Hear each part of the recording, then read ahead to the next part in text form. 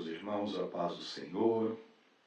Estamos aqui para a ministração de mais uma escola bíblica dominical, direcionada aí para os nossos professores, como subsídios, para que vocês possam, ter condições de aprofundar um pouco mais na lição, ter uma facilidade maior para poder pesquisar, poder ter subsídios. Ao final do vídeo, eu deixo aí para vocês a Bíblia, traduzida em várias versões. Deixo uma coluna no grego com os textos bíblicos da nossa leitura bíblica em classe.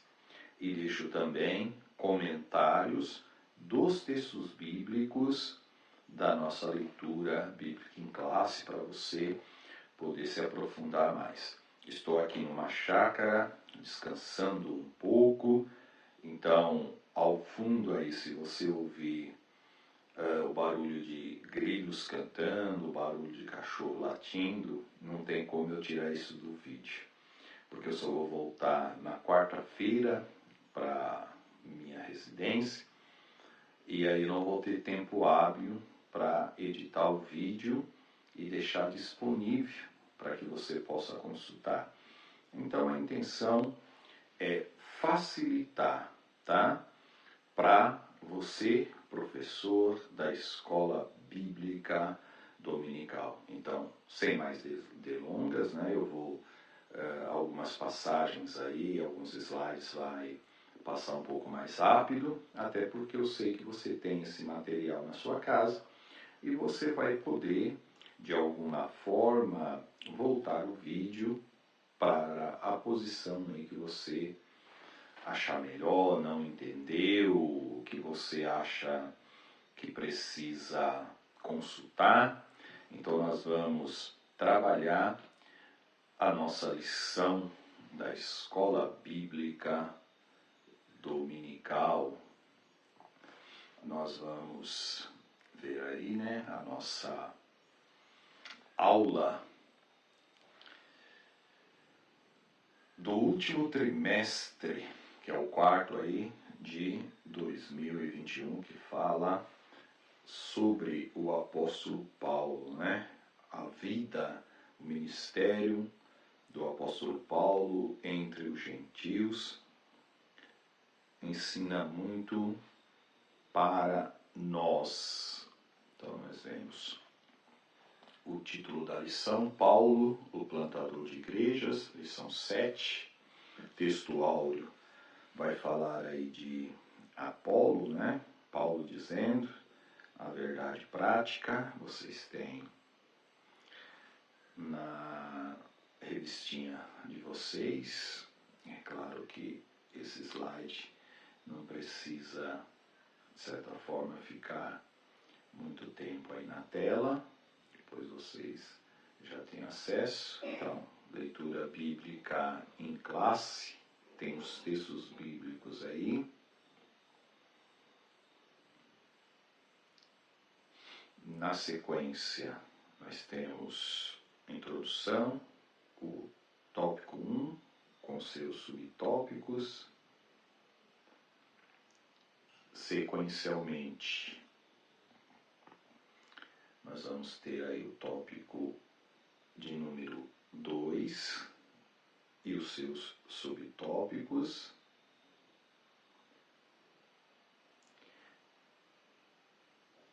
E na sequência, é claro, nós temos aí o subtópico 2, ou melhor, subtópico 3, com os seus respectivos subtópicos. Então, tópicos e subtópicos. Por último aí, nós temos a conclusão e pós-conclusão, final da revistinha aí, nós temos as perguntas, que vai falar e discorrer acerca da lição, que vão ser feitas aí com base na lição. Então, tudo isso aí você já tem na própria revista. Então, vamos para o comentário, né, propriamente dito. Nós temos aí o objetivo geral, que é motivar a igreja local para plantar igrejas. E os objetivos específicos que vão trabalhar aí com 3 verbos, né? Mostrar que Paulo foi um desbravador, que isso era uma gloriosa obrigação, sinalizar o ponto de partida para o crescimento da igreja e, consequentemente, aí, do pontuar as características de um plantador de igreja, né? Onde surgiu a igreja? Em Antioquia, né? Na primeira viagem missionária que Paulo empreendeu. E depois, as características de um plantador de igreja. Na introdução, nós vamos ter o autor falando sobre o processo de plantação de igrejas, né? Paulo construiu não no sentido de edifício, porque no primeiro século, quando Paulo pregava, não existia templo, até porque a igreja estava sob perseguição. A igreja que se refere aqui são as igrejas que estavam nas casas. Então, a primeira ideia que você tem que pegar aqui é que não existia uma igreja física como nós temos hoje. Por quê? Naquele período de Paulo, a igreja estava sob perseguição. Então, era humanamente impossível construir templos. Então, os irmãos se reuniam nas suas casas. E aí, este Paulo, né, o apóstolo, ele teve Antioquia, né, como a sua base, o seu local, mediante a qual ele espalhou o Evangelho. E aí, o ponto 3 aí da introdução, esses pontos fui eu que dividi para ficar mais fácil, mais didático, mas é claro, a sua introdução não tem isso. Nós vamos refletir sobre as características do plantador da igreja local frente aos desafios atuais, né? Como que nós hoje devemos plantar, devemos ter a forma de evangelizar para que a igreja hoje, né, nos nossos dias, possa se estabelecer. Quais são as estratégias, o que nós devemos estar cientes sobre a igreja que nós temos a intenção de plantar.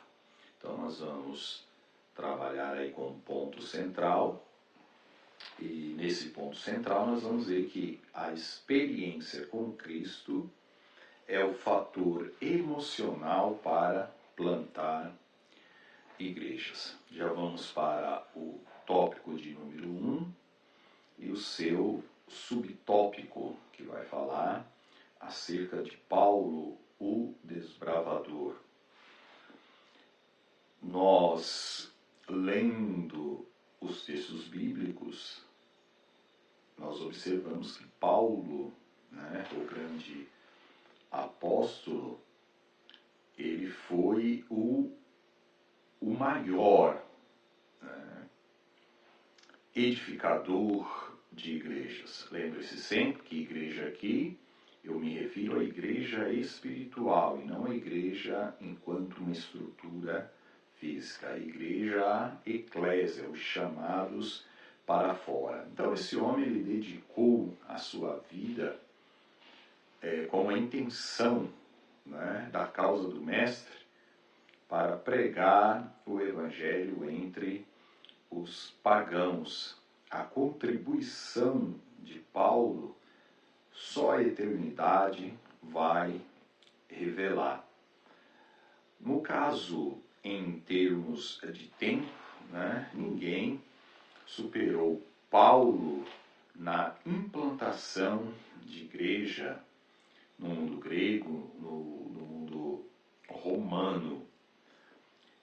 A vida, então, e o ministério de Paulo acabam aí por nos constranger, ou seja, nos levar a pregar o Evangelho e a construir uma estrutura, porque hoje não temos perseguição religiosa, pelo menos aqui no Brasil. Se falarmos de implantação de igrejas em outros países, aí já é diferente, né? Conhecemos missionários aí que estão sendo muito perseguidos.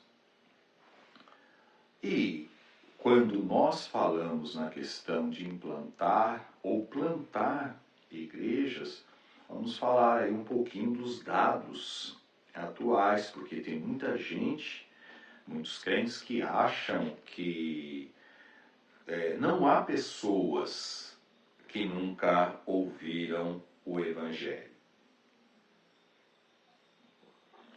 Vocês lendo aí os dados, vocês vão ver que existem cerca de 17 mil grupos, né, de pessoas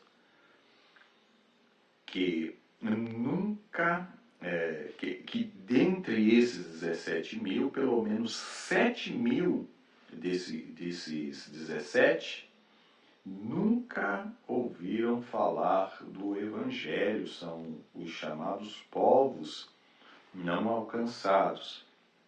Então, é uma missão urgente da igreja levar o Evangelho, pregar o Evangelho. É sobre essa questão que a igreja foi constituída, né? Para isso que o Senhor chamou a sua igreja. Nesse ponto que a missão ela vai trabalhar. Já no ponto 2, estamos aí no subtópico 1, Paulo ele foi chamado. Né? O chamado de Paulo foi para pregar aos gentios. E Paulo ele vai dizer que considerava-se um prisioneiro de Cristo por conta dos gentios. Uma definição muito simples de gentios, para que você possa aí diferenciar: há os judeus e há os gentios.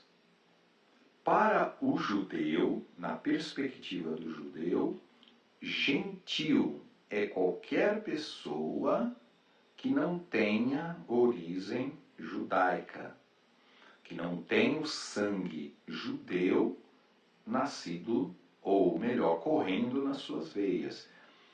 Quem não faz parte do meio judaico, quem não tem aí na sua biologia o DNA de um judeu, eles consideram gentios. Então, gentil é todo aquele que não é judeu. Paulo, ele tinha o compromisso em pregar para os gentios. Deus o chamou para lhe entregar uma responsabilidade muito grande. E aí Paulo, ele entende que foi imposta, né, essa obrigação. Ele fala: ai de mim se não anunciar o Evangelho. Não que Paulo fosse obrigado, como nós podemos pegar esta palavra e entender essa obrigação como algo impositivo, né? Porque Deus, ele não impõe, nesse sentido, algo a ninguém. Paulo usa esta frase como uma maneira de se expressar, que é como se ele quisesse dizer: olha, eu não tenho outra forma a não ser cumprir o mandato de Deus. Deus me chamou para isso.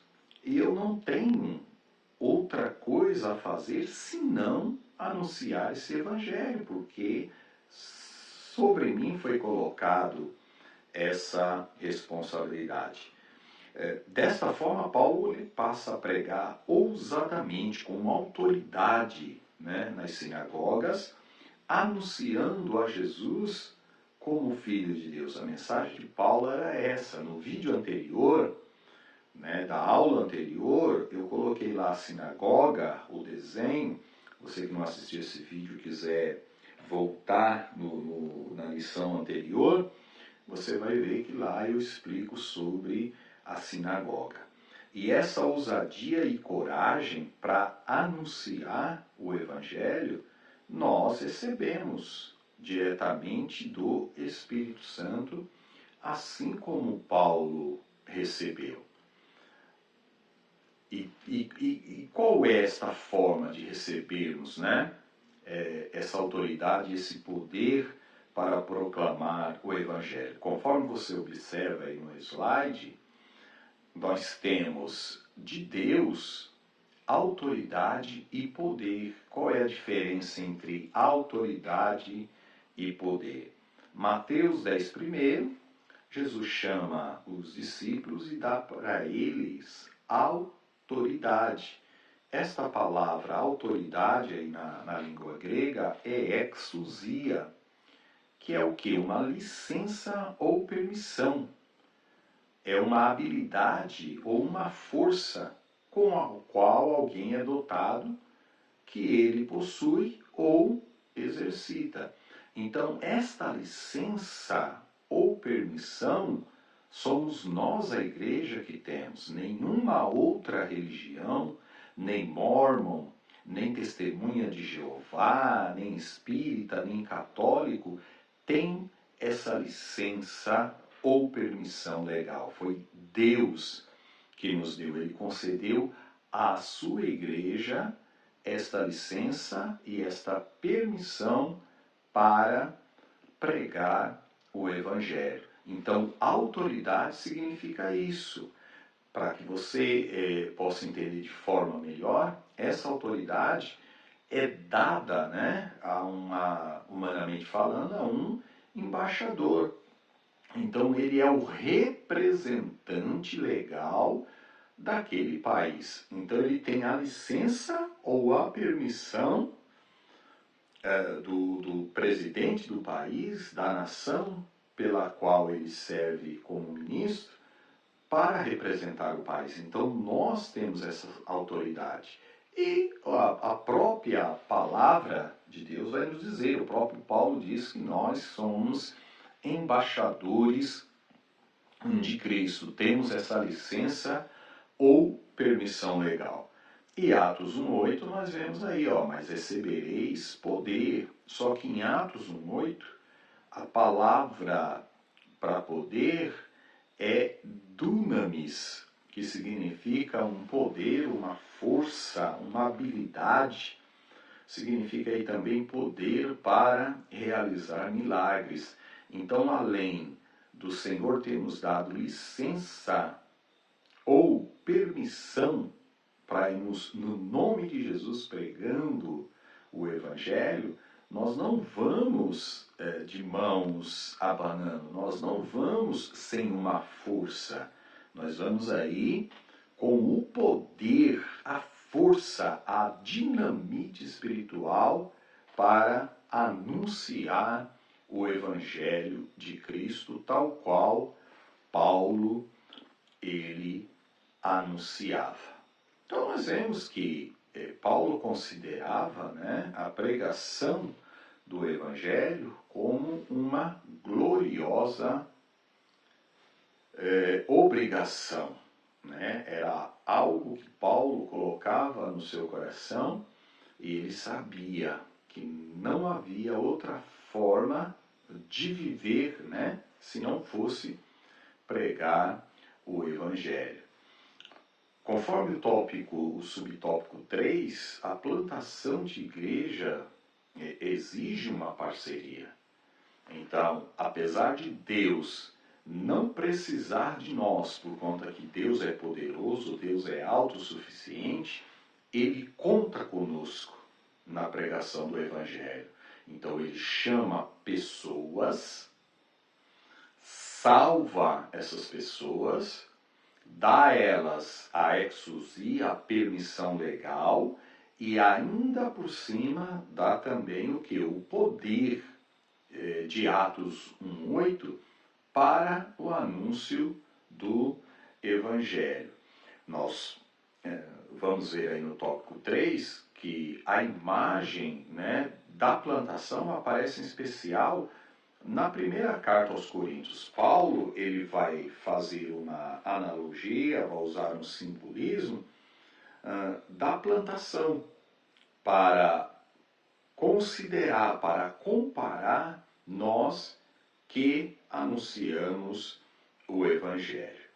E quando Paulo faz isso, ele sempre coloca todos e dá, né, todos os méritos, não a ele, não a outros ministros, mas ao próprio Deus, porque é Deus que faz isso. Então, se vocês verem aí, 1 Coríntios 3, né, do verso 6 a 9, ele vai falar que Apolo regou, ele plantou, mas quem dá o crescimento é Deus.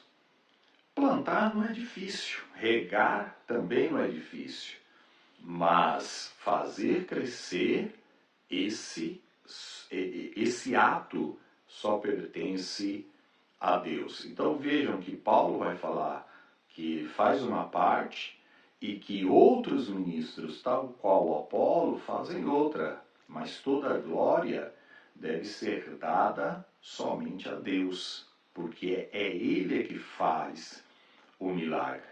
Então, quando nós estamos pregando o Evangelho, nós devemos estar cientes que é o Espírito Santo que está convencendo o homem do pecado, da justiça e do juízo. Nós somos instrumentos e boca de Deus para pregar o Evangelho. Mas quem age no coração do pecador é o Espírito Santo. É Ele que convence o homem do pecado, da justiça e do juízo. Lembre-se, a nossa missão é pregar e não converter. A nossa missão é anunciar e não literalmente convencer as pessoas. Isso pertence ao nosso Deus. E Paulo ele vai fazer uma analogia também daquele que planta, né, e do construtor. E nós vamos ver que a Bíblia fala que Jesus ele é a pedra de esquina. E é sobre esta pedra que todos nós devemos construir, como disse o próprio apóstolo Paulo.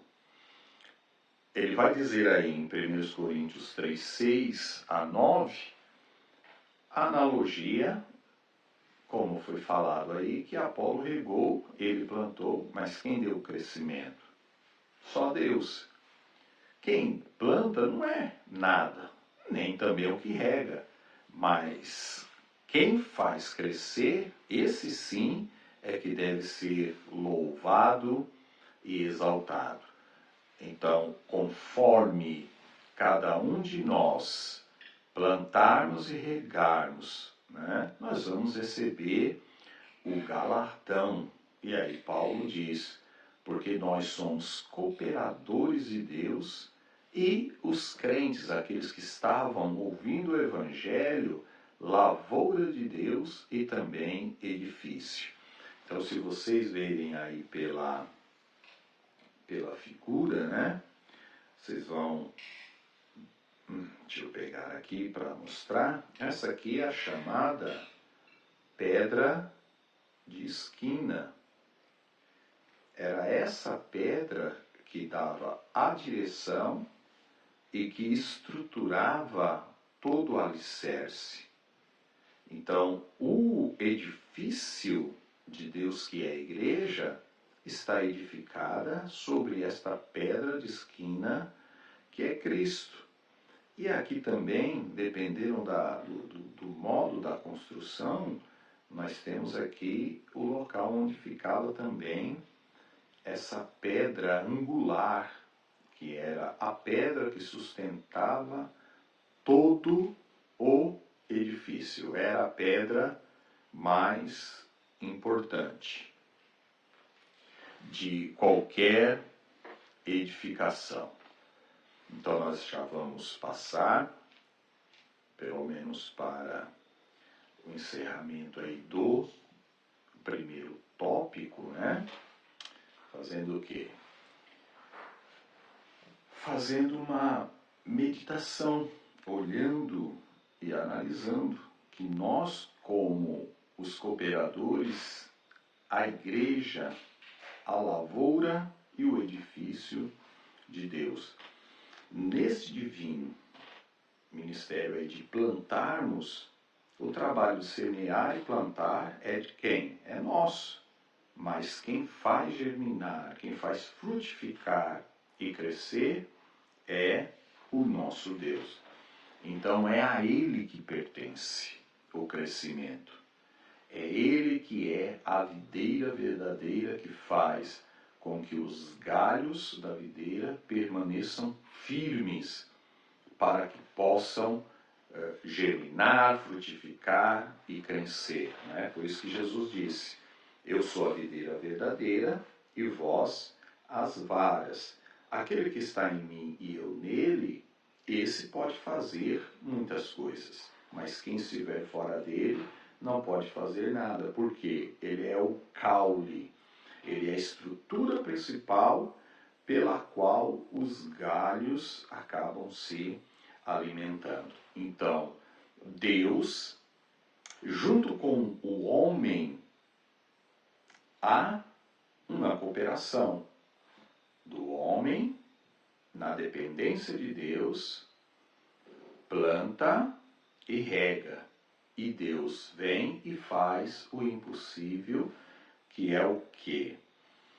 É germinar, é frutificar e fazer crescer. Quando nós falamos ali do arquiteto, né, é interessante que Paulo vai falar sobre Apolo. Ele cita Apolo. E por que ele cita Apolo? Porque na questão da construção, a nossa palavra arquiteto deriva dessa ideia grega, que pequenas equipes eram lideradas pelo arquiteton, né, no grego, que era o responsável, era uma pessoa responsável pela equipe. O que Paulo quer dizer? Que eles eram os construtores, que eles eram os arquitetos, ou seja, líderes responsáveis pelo projeto divino. Mas quem fazia as coisas acontecerem era o nosso Deus, era sobre ele que está fundamentada a igreja. Ele é a pedra de esquina. Passando aí já para a síntese do tópico 1. Resumindo a esse tópico 1, o apóstolo Paulo foi um desbravador de Cristo sob uma gloriosa obrigação. Vamos seguir para o tópico de número 2. Iniciando o tópico 2, Antioquia era a base missionária do apóstolo Paulo.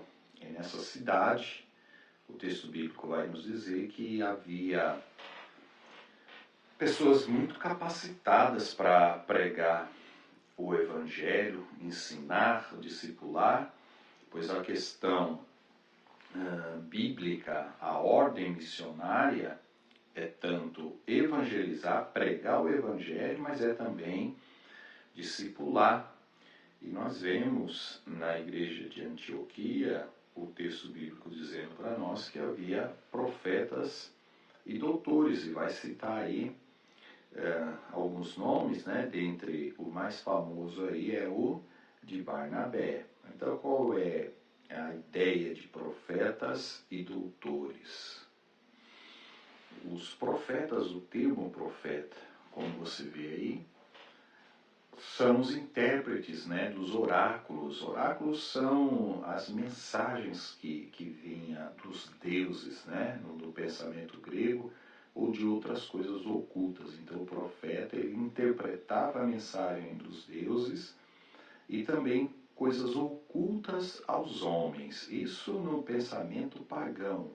Mas o termo profeta no sentido bíblico é aquele que é movido pelo Espírito Santo, né? É um instrumento de Deus, ele é um porta-voz de Deus. Então a palavra profeta dá a ideia ou aponta para o sentido de alguém que fala inspirado pelo Espírito Santo, falando sobre eventos futuros ou não, né? Então o profeta não necessariamente aponta só para aquilo que é futuro, mas em termos bíblicos, tudo aquilo que se relaciona com a causa e o reino do nosso Deus, que está associado aí com a salvação humana. Então tem alguns textos bíblicos que eu coloquei aí para que você consulte esse termo profeta, onde eles aparecem. Tinham quem também? Os doutores, né? Os didáscalos, que é o professor, que é o mestre, que é o doutor. Então você vai ver aí em algumas passagens bíblicas sendo traduzido como mestre ou como doutor. Não importa. É a mesma ideia, mestre ou doutor. Estes homens, né, que eram profetas e que também eram mestres, aí você já vê as traduções como mestre, a tradução como professor, ou rabi, como é mais comumente, ou também doutor, então tanto faz. O certo é que existia profetas e que existia doutores na igreja de Antioquia, homens capacitados para discipular, para pregar, e este foi, né, a Antioquia foi o ponto, a base pela qual Paulo, juntamente com Barnabé, levou o evangelho ao mundo conhecido da época. Aqui eu não vou comentar, mas é só para vocês terem ideia, depois leiam com calma, acerca da primeira viagem missionária de Paulo. Aí tem um mapa também para vocês consultarem, para facilitar a consulta. E aí nós já partimos para a ideia, né, do texto bíblico, onde você vai ver acerca do tetrarca. Então aqui é mais para você saber o que era um tetrarca, né? Falando do tópico 3, que vai dizer características de um plantador de igreja. Esse plantador de igreja, esse evangelista, esse missionário, aquele que prega a palavra de Deus, pois direto ou indiretamente todos somos missionários e todos fomos chamados para pregar o evangelho. Então nós temos dois tipos de chamada. Nós temos uma chamada geral, ide por todo mundo, pregai o evangelho, fazer discípulo de todas as nações. Então esse é um chamado geral. E há o chamado específico. O chamado específico é para aquelas pessoas a quem Deus dá o dom, né, de ser um apóstolo. Apóstolo aqui que eu me refiro, um missionário. Aquele que prega a palavra de Deus em missões urbanas, em missões nacionais, em missões transculturais. Aquela pessoa que tem o chamado integral para pregar o Evangelho para outras pessoas. E nós, enquanto igreja, de forma geral, temos aí esse chamado. Então, a pregação do Evangelho, ela não foi dada somente para os evangelistas, somente para os líderes de missões das nossas igrejas. A chamada evangelística é para todos nós. Jesus disse, ide. E detalhe, o ide é o que? Uma ordem imperativa. Jesus não pediu. Ele não disse se nós quisermos. Ele deu uma ordem imperativa. Ide e pregai o Evangelho. Deus nos chama e confirma essa nossa chamada no corpo de Cristo. Então todos nós somos chamados. E aí há aqueles que têm a chamada específica. No caso de Paulo, ele foi chamado ali quando estava no caminho de Damasco. E ele teve a convicção, por isso que ele disse lá, ai de mim, né? Se não pregar o Evangelho. Não tinha para onde correr. Este motivo do chamado sempre há um ponto, né? Onde você foi chamado, onde Deus operou um milagre na sua vida, e a partir daí você tem a consciência de que você é um responsável também para anunciar o Evangelho. Assim como Deus chamou Paulo, ele continua chamando o seu povo para pregar o Evangelho. Já no subtópico 2, vai nos falar de Paulo, que passou um tempo, né, no deserto da Arábia, trabalhando o caráter de Paulo, Paulo aprendendo, estruturando Paulo, trabalhando no temperamento, no caráter, na personalidade de Paulo. Paulo foi adquirindo experiências, né? Paulo foi sendo preparado, sendo instruído ali na palavra. Então ele buscou esse conhecimento mais profundo que ele já tinha do judaísmo, mas agora com uma perspectiva, com uma visão cristã. Ele entendeu que todas as escrituras apontavam para Cristo. E, muitas das vezes, nós achamos que uma chamada missionária, quando temos essa chamada específica, é simplesmente sair e pregar o Evangelho, sair para outros países. Não. Todo missionário ele precisa de uma preparação, de uma estruturação. Da mesma forma que Paulo passou ali o tempo no deserto da Arábia, nós também temos aí o nosso deserto. Então aí na imagem, o deserto da Arábia nos dias de hoje, nessas localidades, Paulo foi um instrumento de Deus preparado para pregar o Evangelho da graça do nosso Deus. E aí nós vamos para o ponto 3, já indo para o encerramento. Toda a estratégia de um plantador de igreja, ele deve sempre levar em conta as escrituras, né? Ou seja, daquele que evangeliza, daqueles que pregam, pelas escrituras, nós vemos que a igreja local, ela sempre é o ponto, o lugar onde nós devemos ter esse relacionamento, né? A comunhão e o relacionamento com Deus. E esta igreja local deve ser, pelo menos, o lugar em que nós aprendemos que devemos amar o pecador e amamos o pecador, nós aprendemos que o batismo no Espírito Santo, ele vem como uma segunda bênção para o exercício do serviço.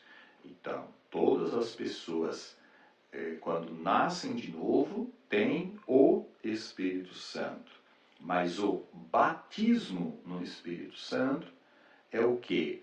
É uma autoridade, é uma força, é um revestimento para nos capacitar para o serviço. Nós aprendemos que há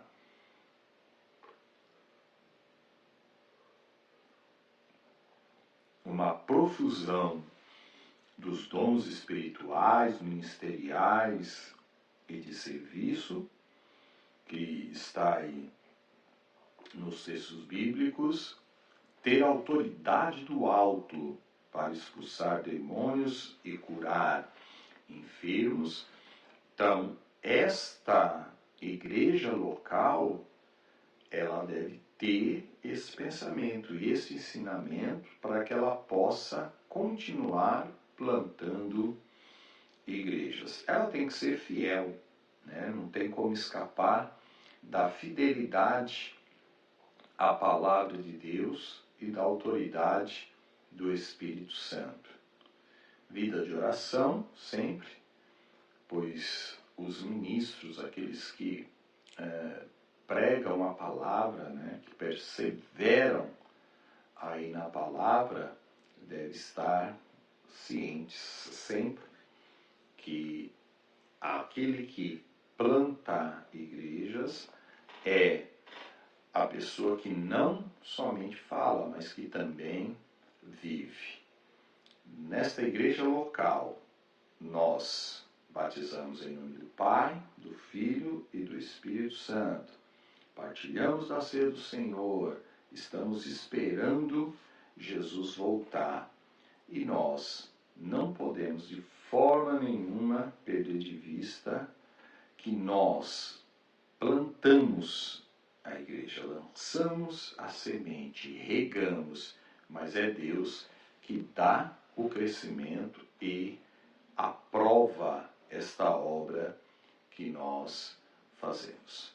Aí na síntese do tópico 3, nós temos a ideia que o autor coloca de que Paulo tinha em Cristo a sua motivação para pregar igrejas.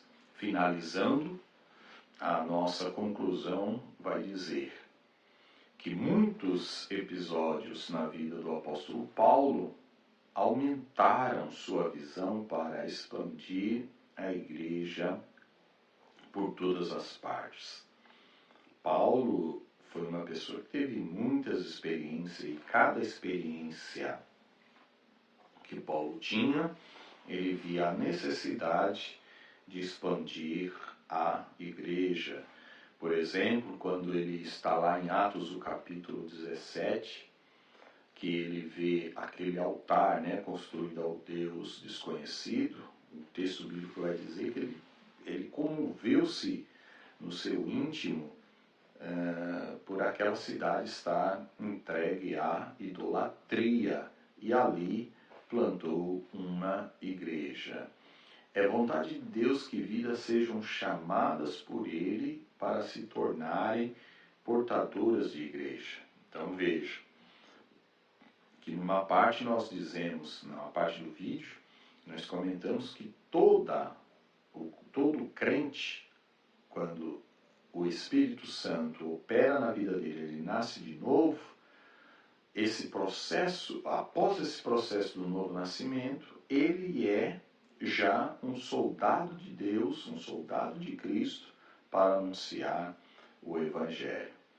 Pessoas que amem proclamar a palavra de Deus para quem não a conhece e formar uma igreja local que glorifique a Deus e viva a fé com fidelidade ao nosso Senhor.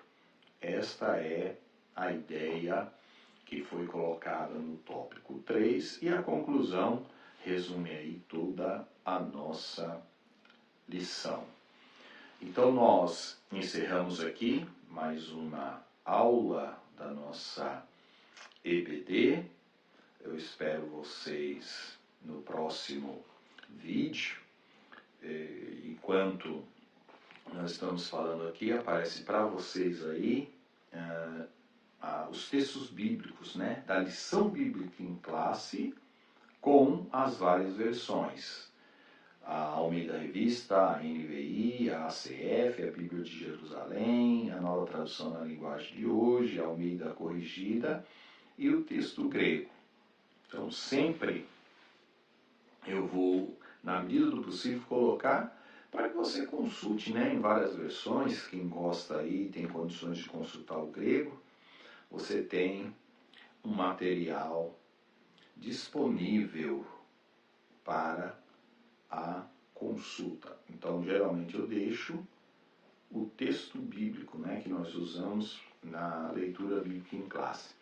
E aqui eu deixo o comentário, então eu sempre coloco aí a capa do comentário para você ver a fonte. E depois da capa do comentário eu coloco os textos propriamente dito, né? Então aqui no comentário bíblico pentecostal tem aí subsídios para que você possa também consultar, aprofundar, tirar algumas dúvidas. Tudo aí com o intuito de prover para você de maneira gratuita um material para um aprofundamento maior na escola bíblica. Então, esse segundo comentário aqui da Vida Nova, também para facilitar a sua vida, ampliar aí os seus horizontes na escola bíblica dominical. Não perca aí a nossa próxima lição, que tem como tema Paulo, o discipulador de vidas. Mais uma vez, eu agradeço a sua paciência de nos ouvir.